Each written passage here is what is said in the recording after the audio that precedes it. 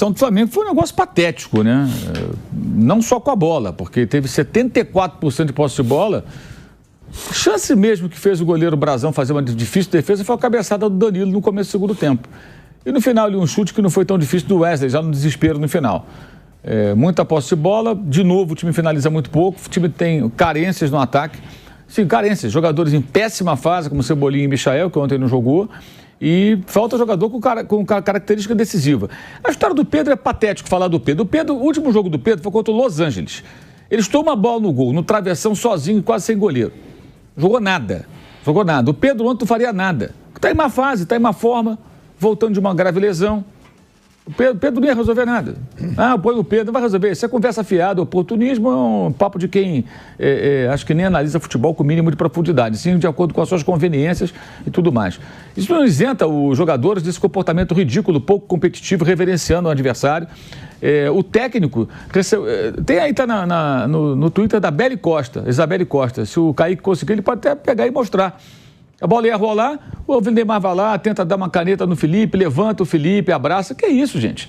Isso não é jogo de casado e solteiro, churrasco entre amigos, é na coletiva, somos amigos, futebol à parte. Isso não existe, cara. Isso não existe. Eu lembro que o Mancuso, que jogou no Flamengo e no Palmeiras, ele falava o seguinte: eu não troco de camisa com o adversário. Por quê? Porque o torcedor não troca de camisa. É um exagero? Pode ser um exagero, mas tem que ter um pouquinho de Mancuso nesse time. Uma bananice. O Luiz Araújo sofreu uma falta do Neymar no primeiro tempo. Aí foi se justificar. O Neymar está na dele. O que ele faz? Reclama como se ele tivesse sofrido a falta. A falta foi do Neymar e foi marcada a falta do jogador do Santos. Aí ficou ele se justificando. O Neymar meio que não quis papo, ele ficou rindo amarelo. Cara, foi marcada a falta, levanta, vai embora, deixa o Neymar no chão. O Arrascaeta puxou pela camisa, sem necessidade, por sinal, lá na altura do meio-campo, pouco depois do meio-campo, tomou um cartão amarelo, ficou tentando se explicar pro Neymar. Que uruguaio é esse que fica se explicando quando faz uma falta? Nunca vi uruguaio que fica se explicando quando faz falta. O uruguaio, quando faz a falta, vira as costas e vai embora. Geralmente é assim, né? Que isso, gente? E o técnico, que exemplo é esse que o técnico dá? Sendo levantado pelo adversário ali, como se fosse um churrasco. Parecia o jogo dos amigos. Não o jogo do Zico do Maracanã no final do ano, que é uma confraternização, não. É um jogo de 3 pontos. O Santos se mobilizou para o jogo, ficou mais de um mês pensando nesse jogo, se preparando, fazendo um jogo amistoso, treinando, preparando o Neymar da melhor maneira. Assumiu uma postura que era possível, ou seja, deixa a bola para eles querem a bola, ok, vamos jogar na transição, no contra-ataque, tentar, conseguiram encaixar algumas jogadas, levou a perigo em alguns momentos e aproveitou a chance em que tem vários erros ali, erros de posicionamento. O Varela, escalado pela esquerda, claramente tem dificuldade para bloquear o Neymar com a perna esquerda, que ele é destro. O Vinha fica no banco, não joga, aí é um mistério também, porque se não tem condição, até entendo que ele não tenha condição de jogar. Não tem condição. Por que fica no banco? É um negócio meio difícil de entender. E aí entra o Boto, que até agora não foi ao mercado, não fez contratação, vazou o nome do Castellanos, que é um jogador difícil, tentou um jogador da segunda divisão da Inglaterra e foi barrado. Não agiu no mercado até agora, embora o Flamengo tenha vendido o Gerson, tenha dinheiro para contratar. O BAP, que discursava, falava pelos cotovelos contra a gestão anterior, e tinha razão muitas vezes. Agora consegue ser pior, porque a lentidão é igual ou pior do que a do ano passado para ir ao mercado. Eu vou dizer uma coisa para você hoje, tá? Dia 17 de julho. Se o Flamengo não se mexer no mercado, o Flamengo não se mexer com relação a esses ajustes, a temporada vai para o espaço. Pode anotar, vai para o espaço. Estou falando hoje que o time é líder do campeonato, tá? Hoje. Se não se mexer, vai para o espaço. O BAP vai ter que agir e vai ter que mostrar competência. Não adianta só o que ele falava antes. Falava pelos cotovelos. Falava aqui, falava ali e tal, criticava em off, então, adorava criticar. Então agora está na hora dele agir. Ele não é o presidente, não diz que veta, faz, acontece. Falar na Flá TV, dá discurso de 1 hora. Na Flá TV é fácil falar, o BAP. Tem que falar com a gente, com a imprensa que te questiona, que te cobra. Não com a mídia oficial do clube. Porque aí os colegas que estão ali, evidentemente, não vão poder te cobrar, peitar uma situação, né?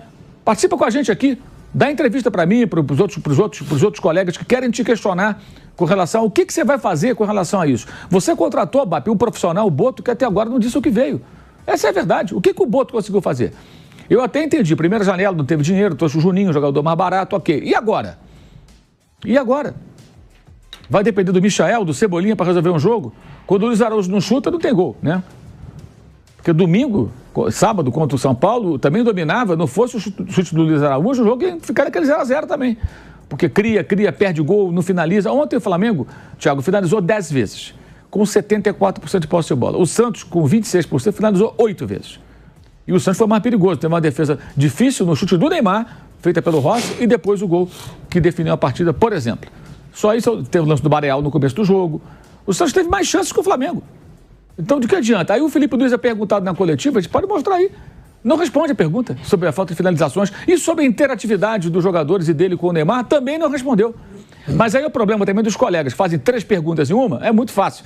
Faz 3 perguntas em uma, o cara responde uma, enrola com a outra e não responde a principal. Amigo, básico, vai na coletiva, é uma pergunta, 20 segundos que você tem para perguntar. Tem que ser, vai com essa mentalidade, aprende. 20 segundos, é uma pergunta, pá, na lata. Aí o cara vai ter que responder. Agora vem com tese, não sei o quê, o cara fala, não respondeu. Não respondeu, mas tem que responder. E com atitudes. O Felipe é um prêmio ser treinador, o time dele, o modelo de jogo, eu acho que é super moderno e adequado, tudo muito legal. Mas não dá para ficar encarando, o Felipe está aprendendo. No Flamengo não é lugar de aprender. O Flamengo não é lugar para você fazer estágio. Não acho que ele seja um estagiário, ele é um profissional, mas ele tem que ser mais rápido no processo de aprendizagem. Ele vai ter que ser mais ágil. E outra coisa, os garotos que ele tem dificuldade de lançar. O Alaciano, por exemplo, está pedindo passagem para ter uma chance de começar um jogo, não começa. Domingo ele não tem o Bruno Henrique contra o Fluminense. Vai dar a chance ao garoto ou vai colocar para correr 15 minutos? Ou o Juninho. O que acontece com o Juninho? Porque ele não pode jogar. Vai começar o Juninho? Está treinando bem, né? Enfim, acho que ele está com menos opções para fazer rodízio de jogadores agora.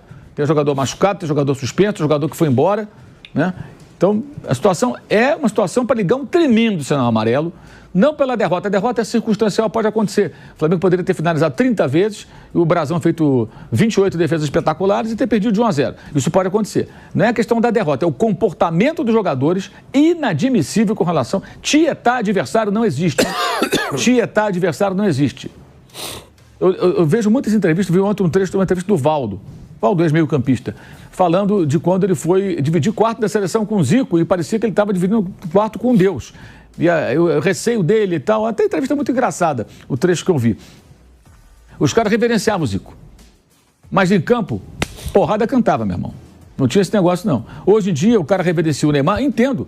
Pô, o Neymar é um ídolo de muitos deles, são mais jovens e tal. Normal, um grande jogador, muito sucesso. Mas, cara, num jogo não existe isso, cara. Nem em pelada tem isso. Nem em pelada tem isso. Você tá jogando contra o seu melhor amigo, cara. Na hora que a bola tá rolando, não tem esse negócio, não. Depois do jogo é cerveja, todo mundo conversa, é amigo, é parceiro, beleza. Mas com bola rolando, você que tá acompanhando, quando você joga pelada com seus companheiros, seus amigos, fica de cafuné com um amigo, fica fazendo carinho, faz a falta, pede desculpa, porra nenhuma, vai embora pro pau.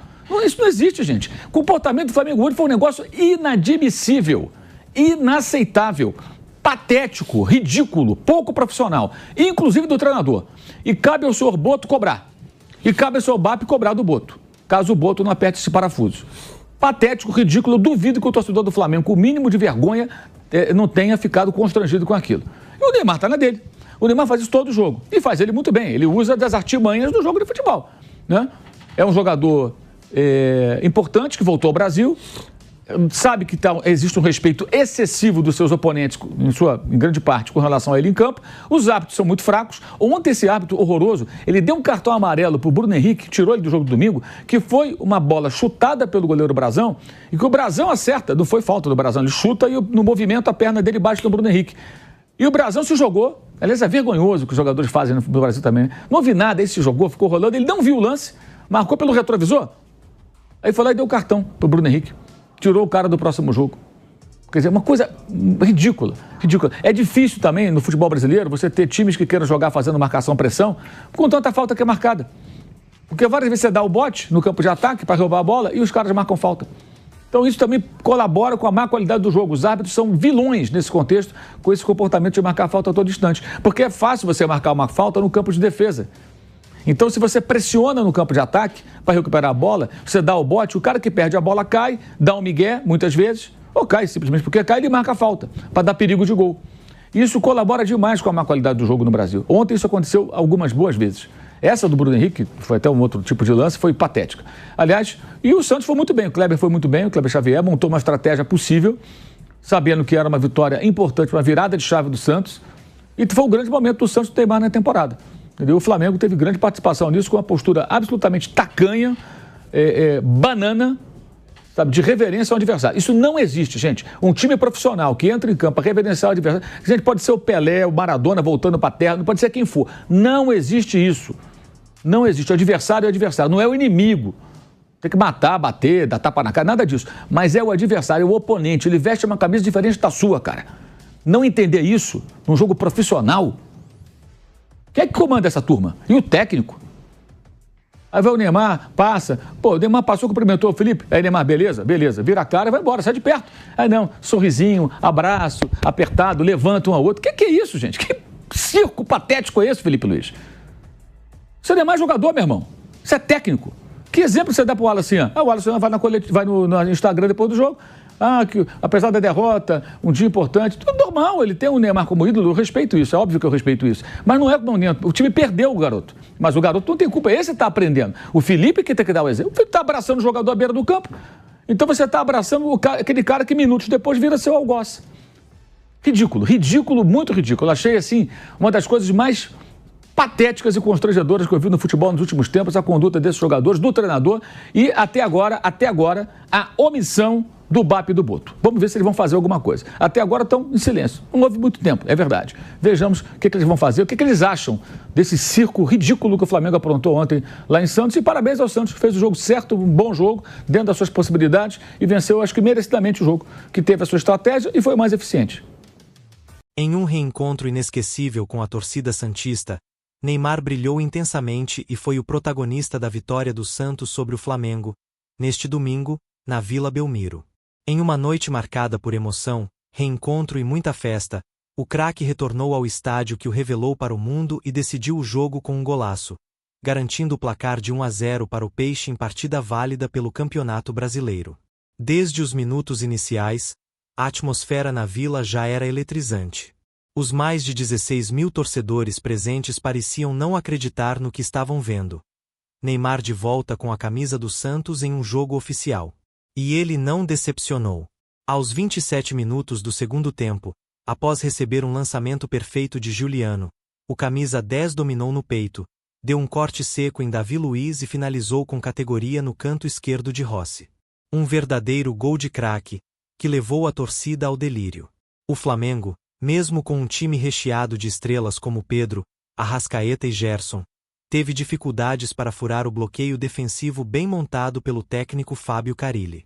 João Paulo também teve papel fundamental com defesas seguras, garantindo o 0 no placar para o rubro-negro. Com o resultado, o Santos somou 3 pontos importantes e respirou na tabela, enquanto o Flamengo perdeu a chance de encostar no líder. Após o apito final, Neymar se emocionou, ajoelhou-se no gramado e foi ovacionado pelos torcedores. Em entrevista rápida, declarou: "Voltar e marcar esse gol aqui, diante dessa torcida, é algo que vou guardar pelo resto da minha vida." A atuação impecável reacende o sonho do torcedor santista e promete embalar o time para os próximos desafios.